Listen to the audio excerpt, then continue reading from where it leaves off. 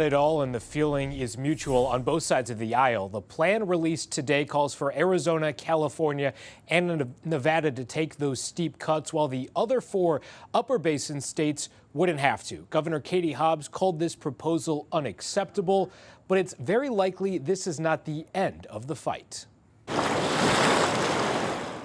A new plan for how to address the receding Colorado River is bringing a sinking feeling to Arizona. It's anticipated bad news. Rhett Larson is a professor of water law at ASU. He says the final environmental impact statement from the federal government maps out what the next several years will look like. The document that came out today basically tees up a decade of conflict because it says we're going to spend the next 10 years under this plan.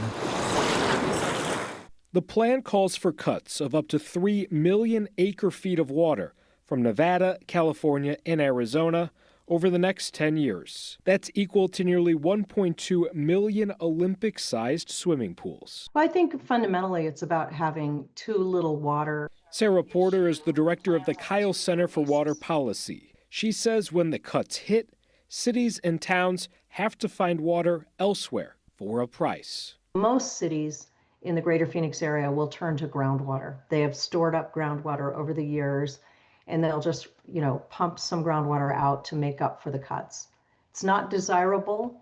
I think of groundwater that cities have as the way I think of like my very deep emergency savings. No cuts would start until October, and the federal plan calls for operating guidelines to be issued every 2 years. But with the inevitable fast approaching, Larson says there's more decisions ahead. It's one thing for the state of Arizona to say, hey, we will take 760,000 acre feet of cuts this year.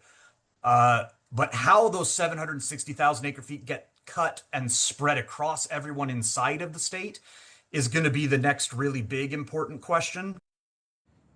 And something called the Record of Decision will have the details of the specific cuts over these next 2 years. That has not been released yet. It could come as soon as this weekend, but we will update you as soon as it's made public. For now, reporting in the newsroom, Prelutsky for Arizona's Family.